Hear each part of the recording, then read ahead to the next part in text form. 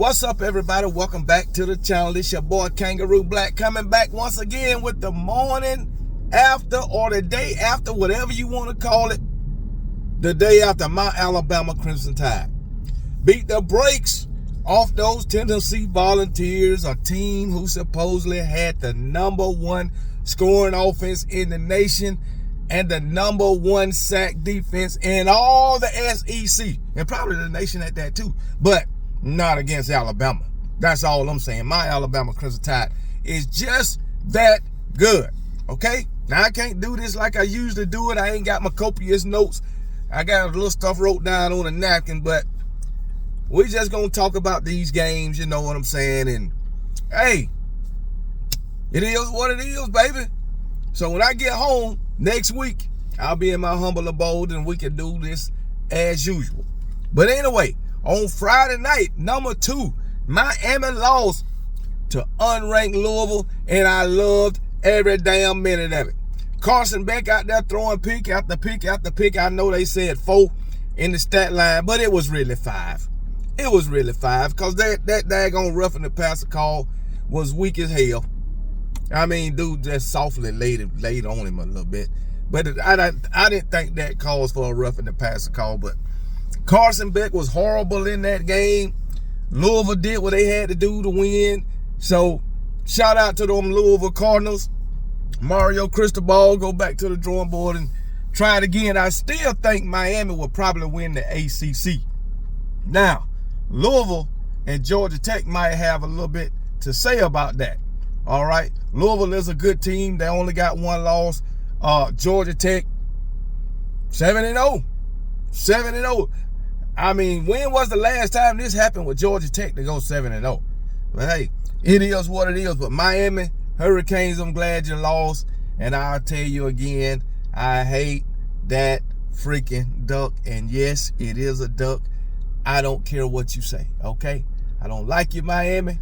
I'm glad you lost, and I hope you lose a couple of more, if you ask me. Because I want you to go another year without winning an ACC championship, because you ain't won one since you've been in the ACC. But hey, it is what it is. My boy Central Texas Canes, y'all just go back to the drawing board, you and your coach, Mario Cristobal, and come back and try it again. But one thing about it, the Carson Beck of old returned. That's the Carson Beck that SEC fans are used to seeing. She sure is. But the thing about it, Carson Beck in this game against Louisville went above and beyond. I believe it was his first game of his career that he threw 4 picks. Now, he done had some 3-pick games. I know that. But this is the first time he done threw 4, really 5. Okay? Just saying. But hey, it is what it is. Miami came out on the losing end in week 8, 24-21. And they will be dropping in the rankings. And they need to drop them just like they dropped my Alabama Crimson Tide when we lost to an unranked Florida State. And guess what? That was in week 1. This Miami team got a gang of experience. They done played 7 games prior to this game. And they still out here losing to unranked teams. I'm just saying. But anyway, Miami loses 21-24 to Louisville. All right. Next up, Texas. No, not Texas. I ain't gonna even talk about them yet. But anyway, #10 LSU goes down to #17 Vandy 31-24. And yes, I love that too. I picked Vandy to win this game. I'm glad they won it. Diego Pavia did his thing. Matter of fact, Diego Pavia, I know he ran for 2 touchdowns. I really don't remember how many he threw, but I know he ran for 2. But they ran all over this LSU defense. I think they ran for like 238 yards, Vandy did. So yeah, they did their thing, man. Garrett Nussmeier, I done lost faith in him. Brian Kelly, I think these LSU fans are tired of you, man. They're tired of you. I was listening to Mr. Dugas, a big LSU fan, saying LSU is no longer physical anymore. They trying to be this finesse team. This is what Brian Kelly trying to well, basically brought to LSU, but you got to think about it, man. Where he coming from, Notre Dame, or where he came from, physicality is not their first how I want to put it. Physicality is not first on their list. All right, so I'm just saying. So yeah, it might be that way at LSU right now. But I thought Brian Kelly was going to do better than he did in the SEC. I really did. Even though I said he won't be as successful in the SEC as he was at Notre Dame, but he's disappointed. He came in the SEC and won that first, went to the SEC championship game his first year, and he ain't did nothing since. Absolutely nothing. LSU is going to be a consistent 9-3, 8-4 team. Watch what I tell you. Under Brian Kelly, and they're going to wind up getting rid of his ass. I can tell you that right now. If he keep doing what he doing, but I'm happy for Vandy, man. Vandy going to be in the playoffs. Guaranteed. Vandy going to be a playoff team. Who would have thought Vandy in the playoffs would be in the same sentence? Never. But Vandy going to be a playoff team under Diego Pavia, and I know a lot of damn people, or fans, coaches, players, is going to be glad when Diego Pavia leave college. And hopefully it'll be this year, because I don't think they're going to give him another year, or he's not going to continue to try to get another year. But I'm sure people will be glad that his ass is leaving. But Vandy got a good team. They got good running backs, as I said, good wide receivers, good defensive core. Clark Leah has really changed that program, or really is this program doing what it's doing off the back of Diego Pavia? I'm just asking. But it does take a team, not one player. But Diego Pavia, he balling out. Vandy is balling out. Vandy beat what? Alabama last year, LSU this year. I think their schedule is pretty much set up for, well, not really. Not really. I ain't looking at the schedule right now, but I think they got a couple of more tough games on their schedule. But hey, if they keep playing like this, they will be a playoff team. And the thing about it, I don't know why the AP poll or these people who doing these ranking ain't respecting Vanderbilt. They can put up points. All right, and they win it. So I don't know why Vandy ain't being respected. Vandy coming into this game sitting at number 17. All right, and they only loss was to Alabama, and then they come out and beat LSU. So I think they should go to at least, man, Vandy should have been at least 12, 11. That's what I think.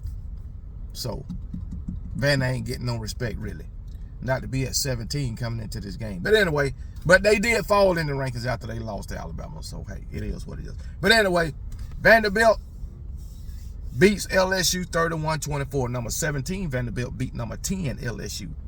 All right, moving on. I mentioned Georgia Tech. Georgia Tech sitting at number 12 before this game. They beat Duke 27-18, which Duke is not a very good football team, but I decided to talk about Georgia Tech because they doing something they ain't did in a long time. Like I said, they sitting at 7-0. 7-0. Let it sink in. Georgia Tech. I think they coach named Brent Keys or whatever his damn name. This dude has went to Georgia Tech and totally turned that program around. You remember Georgia Tech last year took Georgia into 8 overtimes. So I think that's going to be a good game this year also. I really do. I think Georgia Tech their schedule is really set up pretty smooth, all besides the last game, the rivalry game against Georgia. Now, I don't know how that's going to go, but if Georgia, Georgia did damn good yesterday. They didn't start slow or whatever. So if Georgia starts slow against Georgia Tech, it might be another one of them come from behind games or whatever. I mean, Georgia's used to coming from behind, but Georgia Tech, they are a really good team, playing quality football. All right, and I think it's a possibility that they can win the ACC. They looking, well, I think they got the best record in the ACC right now. Now that freaking Miami done lost. But Georgia Tech is playing really good football right now. They beat Duke 27-18, and who would have expected it? Who would have expected it? Georgia Tech. Moving on. Oklahoma beat South Carolina, which we all knew that was going to happen. South Carolina is not a good team. South Carolina came into this season with very high hopes, but them some bitches done been through out the window. They done been through out the window. South Carolina, oh my goodness, man. Let Lenora Sellers go somewhere else. Y'all ruining that, man. Let them ruin us. Beamer Ball is no more. Come on now, stop it. Freaking, what's his name?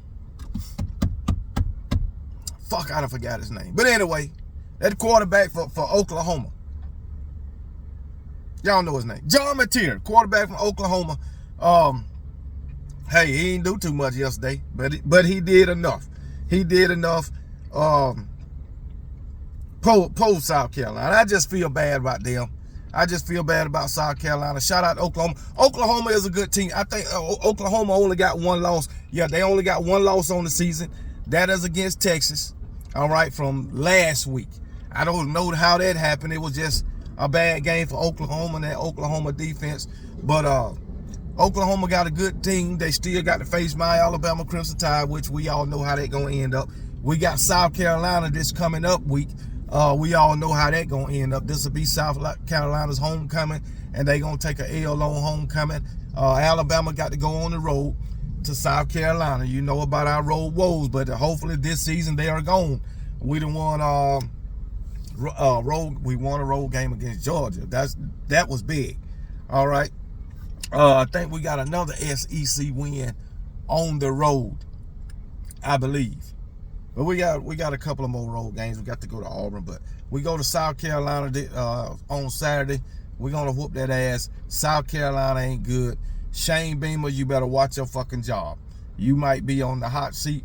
I don't know. They might not put you on the hot seat, being that you know, you didn't.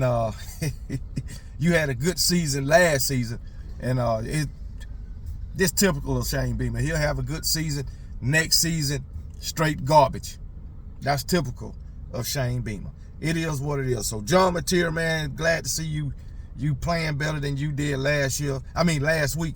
Last week, I don't even think you was ready. But I'm glad you better this week. All right, moving on. Man, Ole Miss, number 5, Ole Miss loses to number 9, Georgia. Lord have mercy. Georgia put up 43 points. All right, even though that defense allowed 35 points. And I ask you, Georgia fans, do you have a problem with Mike Bobo on today? The answer should be no. All right, y'all had, or maybe it was just Lane Kiffin's defense or Pete Golden's defense. I don't know. But do you have a problem with Mike Bobo today? Mike Bobo put a game plan together that got y'all 43 points. And I think that should be more than enough to make you Georgia fans lay off Mike Bobo a little bit. I ain't gonna lay off him, but it should be enough to let y'all lay off Bobo just a little bit. And Georgia just might be finding a groove late in the season. That could be it too. All right, to put up 43 points. That defense got to come along with the offense if that's the case, because you can't give up this many points and expect to win a lot of games, especially when you get in the playoff. That's just my opinion. Okay, so hey, it is what it is. I mean, what more can you say? Georgia played a hell of a damn game. Lane Kiffin, to me, I thought he just folded in the fourth. I don't even think they scored a single point in the fourth quarter. I don't think, because I know the first 2 drives of the fourth quarter were 3 and outs. 3 and fucking outs. Sad. But hey, shit happens, man. Shit happens, dog. When it came down to it, the Georgia defense stepped up. That's all it is. And that damn Chauncey Barnes, man, that guy's pretty good. And they got another running back. That dude is big, man. I can't forget his name. He's a big back, man.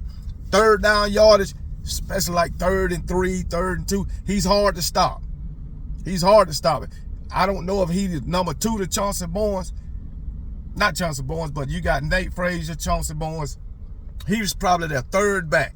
But the guy is a big back. I can't remember his name. But he looks to be pretty good, and he's going to have a good future at Georgia. Hopefully, he'll transfer from Georgia. Hopefully. But anyway, Georgia wins against Ole Miss. All right, 43-35. Then you got Texas. Texas beat Kentucky. All right, boy, that was a bottom of the barrel bowl if I ever damn seen one. Both quarterbacks suck. I mean, they freaking suck, both of them.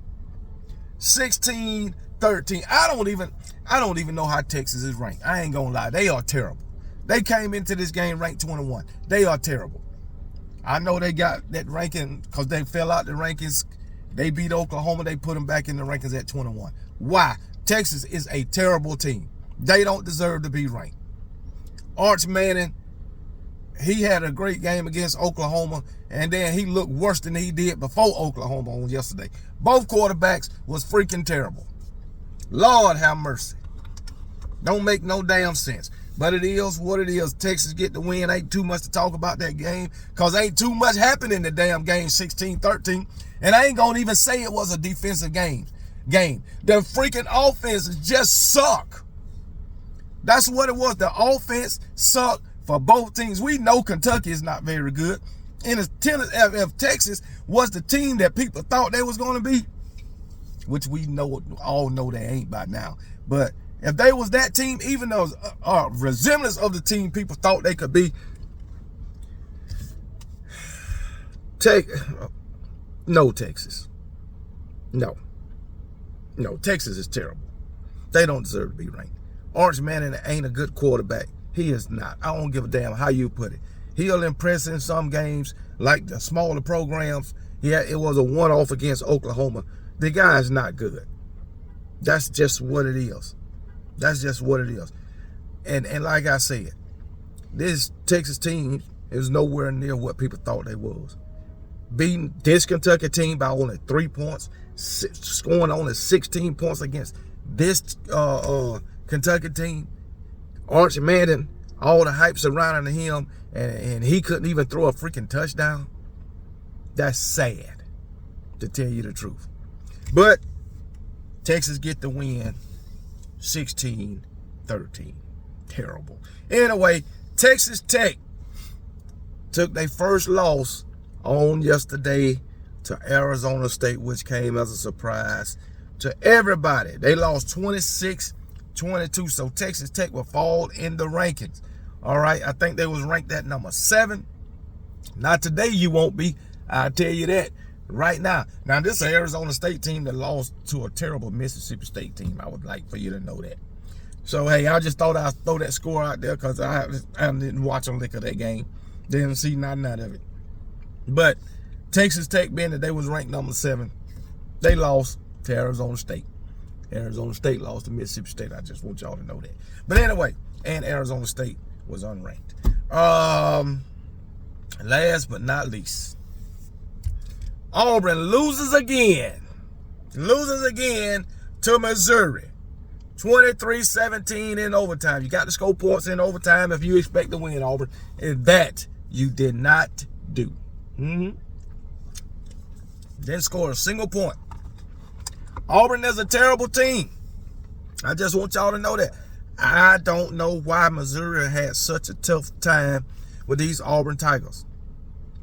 Bo Perbula, I understand that you had, 200 some odd yards, but I don't think you threw a touchdown. I don't believe you threw a touchdown, but you did throw 2 interceptions. I do know that.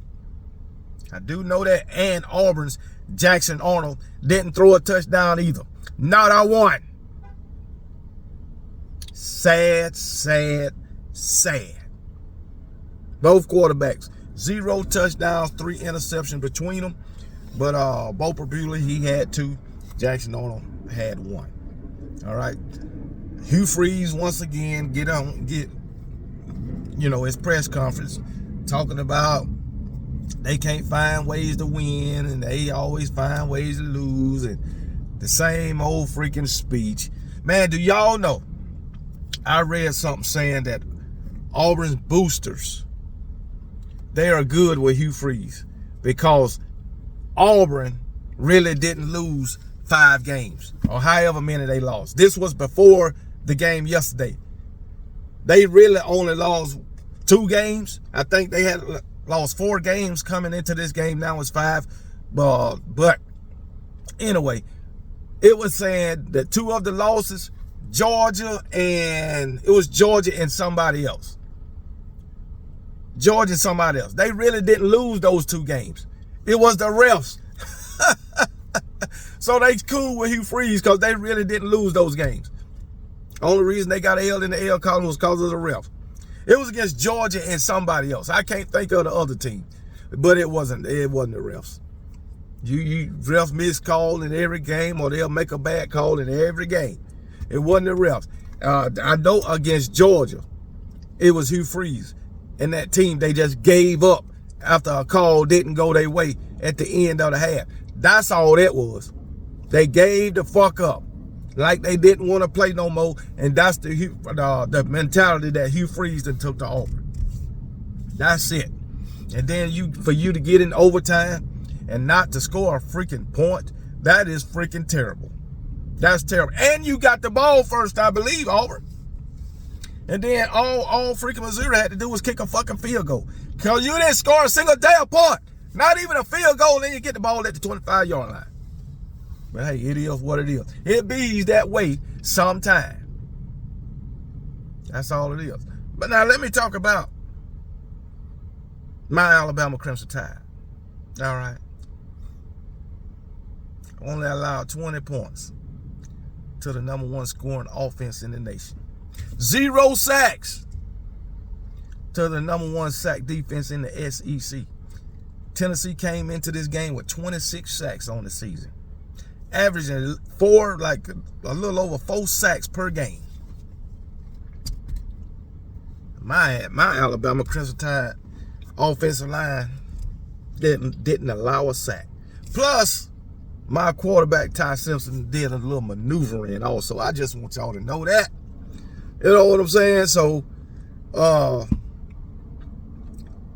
we couldn't get it going in the run game on yesterday, but hey, we still managed to run for over 100 yards. Daniel Hill, I need to see that ball a little bit more. I need to see him a little bit more. Jam Miller, Kevin Riley, Daniel Hill. I want to see A.K. Deer. I'm sorry, Richard Young, but you just going to have to transfer. That's what's going to happen. You're going to have to. I know you sat on the bench, and I know you were trying to wait your turn, but you're going to have to transfer, Richard Young. That's the only way that you're going to be able to showcase your talents, because there's too much talent ahead of you. We was glad to have you. Happy when you committed to Alabama. Happy when you signed to Alabama. But you just going to have to transfer because you ain't going to get on the field. That's what it is. I love what this coaching staff is doing. It's putting the most talented guys on the field regardless of your status, whether you're a freshman, sophomore, junior, or senior. Whether you've been there 5 years or 1 year, they putting the best product on the field, the best players on the field. And I love that from this coaching staff. You look, the guys who was talking about Ryan Williams, he was using his hands yesterday, wasn't it? Or last night. Hands Williams. That's his new name, Hands Williams. Damn sure was, or damn sure is. Only I had an issue in this game, I believe probably 2 times. One on offense and one on defense. When we came out that second half, we went 3 and out. I didn't like them 2 run calls in a row, knowing that the run game really is irrelevant. I didn't like that series. And Kane Womack, the first series coming out in the half, they went down the field in 4 plays. In all 4 plays, you was in at 3-3-5. Every time we go to 3-3-5, we get gashed in the run, or they gonna get them passes off because the quarterback got all day. I didn't like that. But all in all, I love the game. You know, the game has some highs and lows for Alabama. But overall, I love the game. I was nervous the whole damn game until we until we got probably about 5 minutes in the game. I was nervous the whole freaking game. I ain't gonna lie. Because I knew Tennessee had the offense that could come from behind. But our defense stepped up. Shout out to Kane Womack once again. All right. I mean, you got to look at it. You can't be mad at the defense. You can't be mad at Kane Womack because why? You held the #1 scoring offense to only 20 points. So you can't be mad at that. You can't be mad. I think they picked up 300 and some. We picked up 3 something. They beat us. Matter of fact, they beat us in yards. They beat us in total yards. They beat us in rushing yards and passing yards. I think they probably got more first down than us. Probably. I'm not really sure about the first down, but I know for us passing and receiving yards or passing yards and freaking rushing yards, they beat us in both. But guess what? As long as you don't beat us on the damn scoreboard, that's all that count. And guess what? Joe Aguilar, I sure appreciate you. I appreciate you, boy. I appreciate you throwing us that pick 6. Boy, I tell you, Xavier Brown, Mr. Playmaker. Appreciate it, brother. Glad I got you on my team. All right, I'm glad. I was complaining about you at the first of the season because I seen you trailing it a lot, but you dissected that play to a T. You knew it was coming. You knew it was coming. And you took it to the house, baby. Thank you. Thank you. Alabama, 4 sacks on the night. You know what I'm saying? That was supposed to be Tennessee, wasn't it? They was the ones averaging 4 sacks. Alabama came into this game with, 10 sacks? Well, guess what they got now? They got 14. Jan Pierre, he showed up and showed out last night. He did that. He did. He need to be on the field he will be now, being that Quay Rashaw and the other guy, I think Jamarian Latham is out. So it's Jan Pierre time. And he's using his time wisely. He's taking advantage of his time. But yeah, I ain't want to talk too much about this game, you know. I don't want to bask in my glory too much. You know, I'm happy. I'm happy. I'm happy. I'm happy. I think we're going to beat South Carolina. Then we got Oklahoma that I think we can get them too. So I think we're going to beat everybody who beat us last season. All right, Oklahoma, they got to come into Bryant-Denny Stadium. Yeah, sure do. But anyway, if your team won on yesterday, congratulations. If your team lost, just go back to the drawing board and try it again.